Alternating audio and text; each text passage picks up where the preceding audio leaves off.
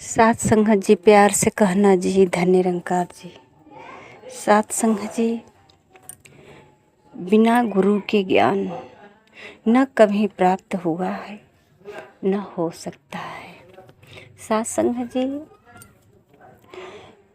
गीता उपदेश की बहुत महत्ता रखी जाती है।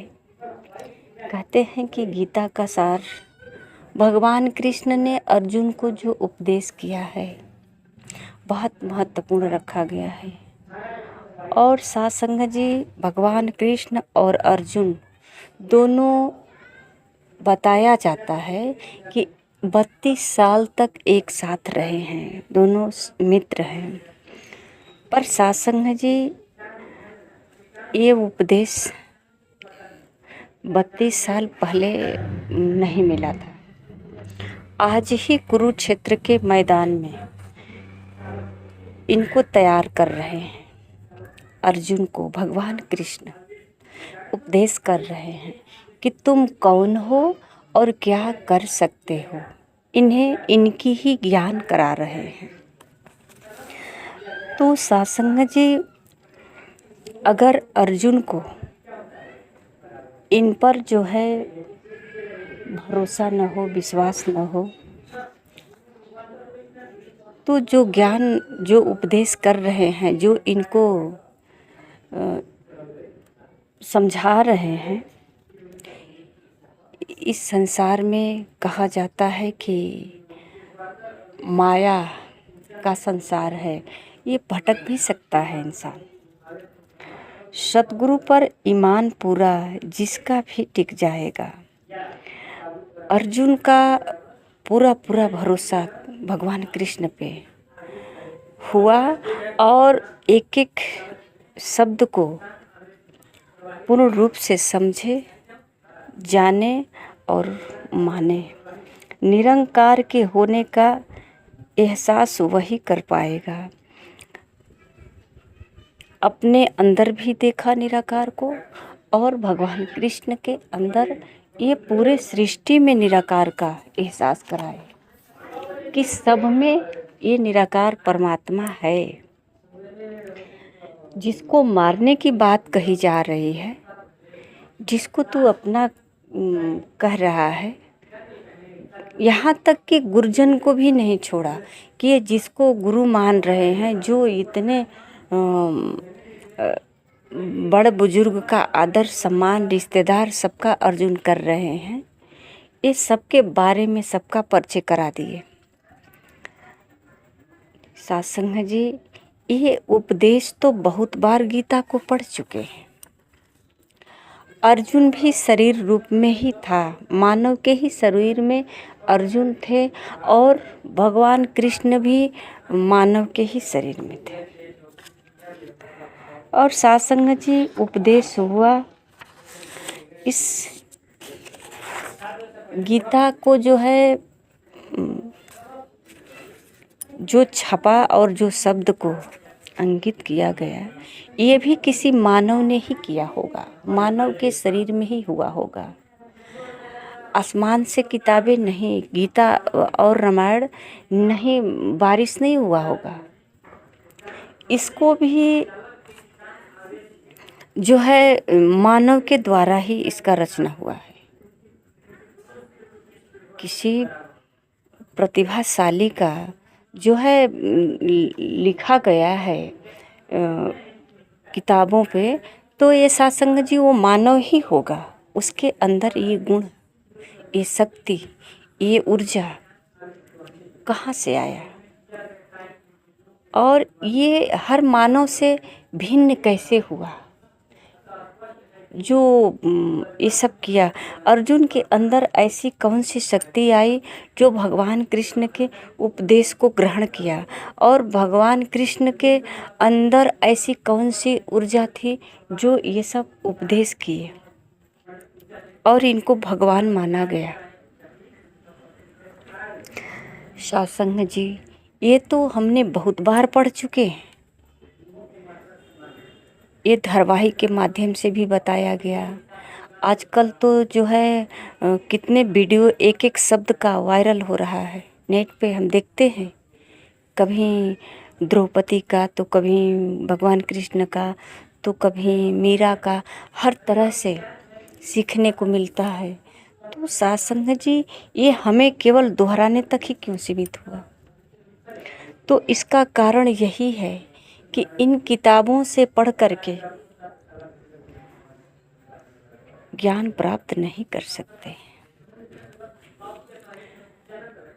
अनुभव नहीं कर सकते हैं।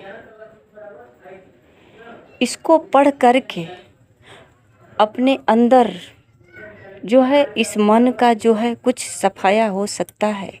मन का जो है मन में जो हलचल तरंगे चल रही है, उसको कुछ हद तक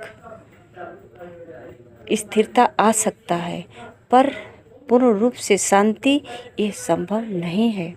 इसके लिए हमें कोई हमराही मिले जो इसका मार्गदर्शन करे, कोई बताए। जैसे कि हम मार्केट में जाते हैं और मार्केट में बहुत तरह का जो है फ्रूट हम देखते हैं, सब्जियां देखते हैं, बहुत सारे खाने का सामान है, हम देखते हैं। और फल फ्रूट देख करके हम ये बता सकते हैं कि ये फल जो है पक्का है, कच्चा है, या उसका नाम बता सकते हैं, पर उसका स्वाद तो नहीं बता सकते ना कि इसका स्वाद क्या है। अगर स्वाद भी किसी के किया हुआ अनुभव, चखा हुआ, बताया हुआ सुनकर बता सकते हैं कि आम खट्टा होता है, सेब मीठा होता है। किसी ने खाया और बताया, उसको हमने सुन लिया और बताया कि हाँ आम खट्टा होता है। आँखों से देखे हैं, पीला था, लाल था, हरा था, पर खाया नहीं। कोई बता दिया कि हाँ ये मीठा है, खट्टा है, थोड़ा तीखा है, तो उसको हमने जान लिया। पर खाने के बाद इस शरीर के अंदर इसका गुण क्या है, इसकी गुणवत्ता तो हमने जाना ही नहीं, तो फिर कैसे बताएंगे? हमने तो किसी से सुन लिया या किताब में लिखा था, पढ़ लिया कि आम खट्टा होता है और खट्टा मीठा दोनों, इसका स्वाद बहुत अच्छा लगता है। पर ये खाने के बाद कितना खाना चाहिए, कब खाना चाहिए, इसका गुण क्या है, खाने के बाद हमारे शरीर के अंदर ये कौन सा विटामिन को पूरा करेगा, कौन सी कमी को पूरा करेगा, इसकी जो है गुणवत्ता के बारे में तो हमको नहीं जानकारी है, क्योंकि हमने तो इसे खाया ही नहीं, इसका अनुभव तो किया ही नहीं। तो फिर कैसे बताएंगे? कब तक किताबों से पढ़ करके, किसी दूसरे के मुख से सुन करके बताते रहेंगे? कभी इसको चखेंगे तभी तो ये चखने वाली स्वाद रस का तभी हम वर्णन कर सकते हैं, इसकी गुणवत्ता का वर्णन तभी कर सकते हैं जब इसे चखेंगे। इसी प्रकार किताबी भाषा कब तक बोलते रहेंगे? किताब से ज्ञान तो जो हमने प्राप्त कर लिया कि हाँ, कुरुक्षेत्र के मैदान में भगवान कृष्ण ने अर्जुन को ज्ञान दिया, ऐसे ऐसे सब बताए, ये सब तो बहुत ज्ञान मिला और बहुत बार सुने और सुनाए भी, पर चखा तो नहीं ना। ये हमारे अंदर रिएक्शन तो कुछ नहीं किया, हमारे अंदर जो है इसको सुनने से, पढ़ने से कोई रिएक्शन नहीं हुआ, कोई घटना नहीं घटा, हमारे अंदर कोई रूपांतरण नहीं हुआ, क्योंकि कोई गुरु नहीं मिला। ये जो देख रहे हैं शब्दों में लिखा हुआ किताबों पे, इसका रस तो किसी ने चिखाया ही नहीं।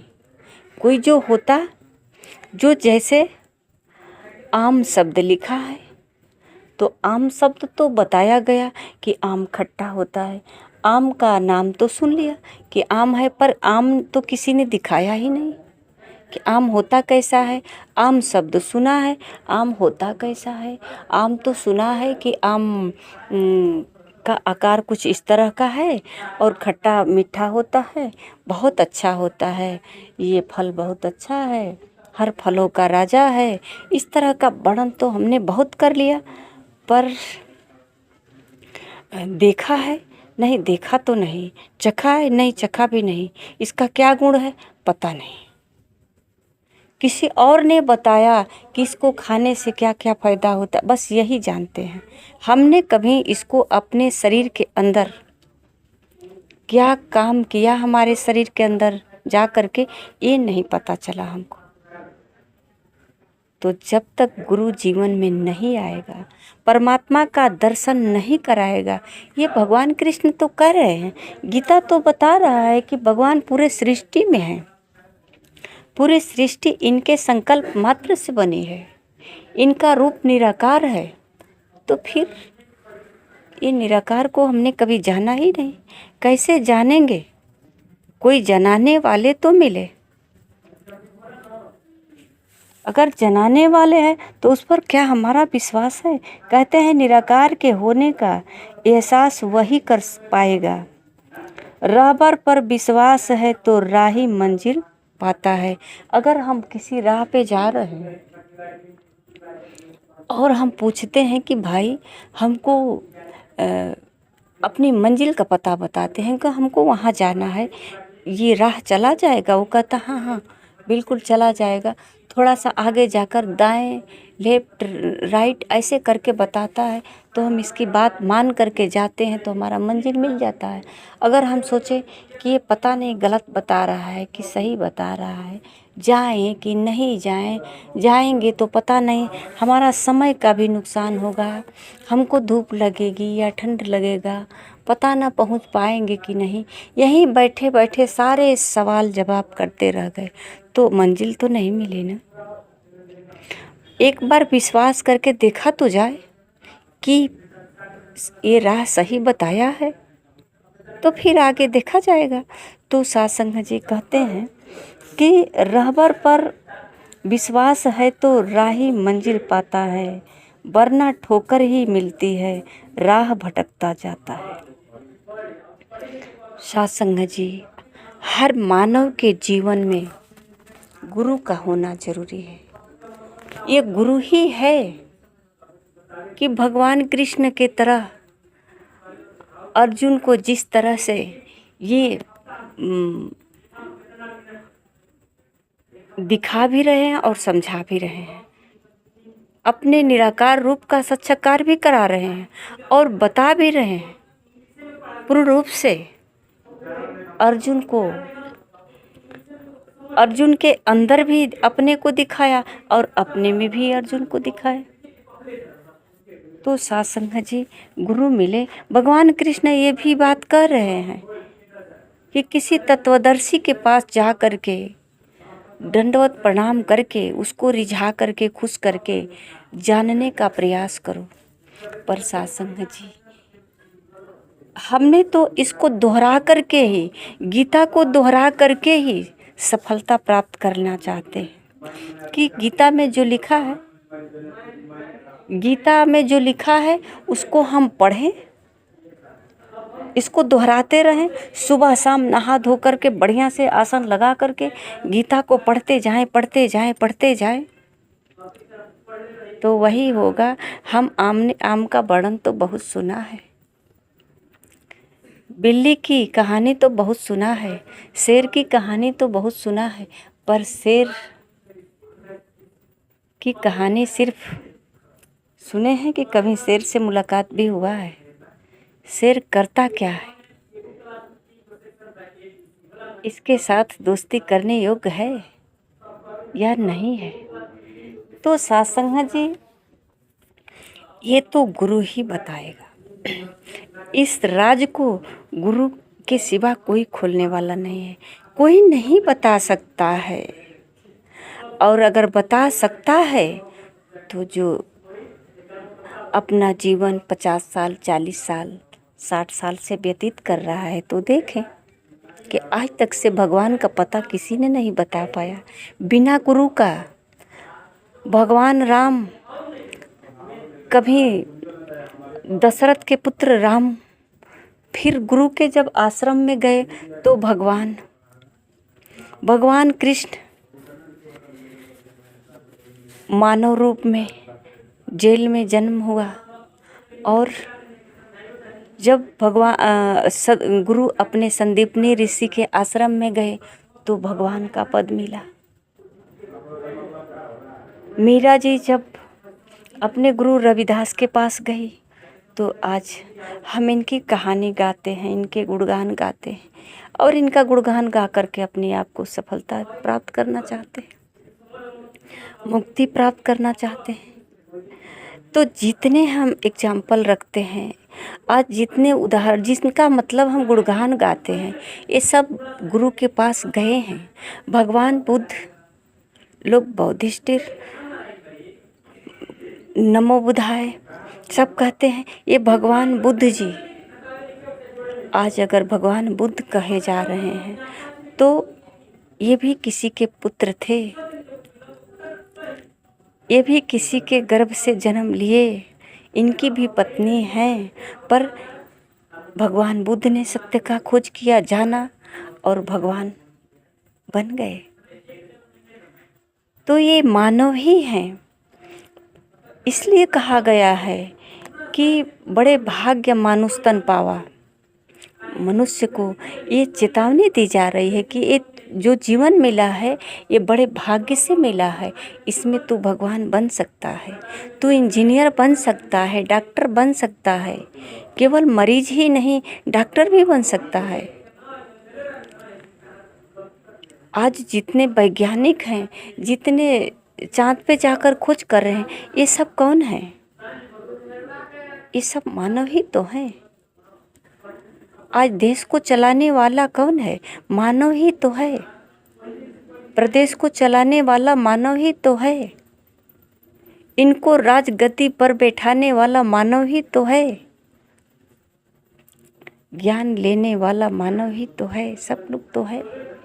आज संसार को चलाने वाला या जिसको हम ऋषि महर्षि कहते हैं, जिनकी हम पूजा करते हैं, जिनका गुणगान गाते हैं, ये तो मानव ही तो है। तो सब कुछ तो मानव ही कर रहा है। आज किसान बनकर के खेत में उपज कर रहा है अनाज का, मानव ही तो है। कहीं बैठकर ज्ञान बांट रहा है, मानव ही तो है। कहीं बॉर्डर पे देश का रक्षा कर रहा है, मानव ही तो है। कहीं किसी का वध कर रहा है, मानव ही तो है। कहीं किताबें लिख रहा है, मानव ही तो है। और इसको पढ़ रहा है, मानव ही तो है। सब तो मानव ही है। तो फिर भगवान कहाँ बैठा है? उस भगवान की खोज में आज सब लोग निकल चुके हैं। कोई उपवास से खोजता है, कोई तीर्थ धाम पर जाकर खोजता है, कोई नदी में नहाकर खोजता है। हर जगह सब लोगों ने भगवान का ही खोज कर रहा है। पर भगवान का खोज कुछ पाने के लिए कर रहा है। ये भगवान की खोज नहीं, ये भक्ति नहीं, ये भगवान को जानना नहीं हुआ, भगवान से कुछ पाना, ये उम्मीद है कि कुछ भगवान से हम चाहते हैं, ये अज्ञानता के कारण हो रहा है। अगर कुछ मांगते हैं तो ये हमारी अज्ञानता है, क्योंकि भगवान भी शरीर में है, मेरा पुत्र पति हम खुद शरीर में हैं। पर ये सब कैसे हुआ? साध संगत जी, ये अगर जीवन में गुरु मिल जाए तो ये सारी जानकारियाँ भी हो सकती है और हम अपना लोक सुखी परलोक सुहेला कर सकते हैं, अज्ञानता को दूर करके। साध संगत जी, प्यार से कहना जी, धन्य निरंकार जी।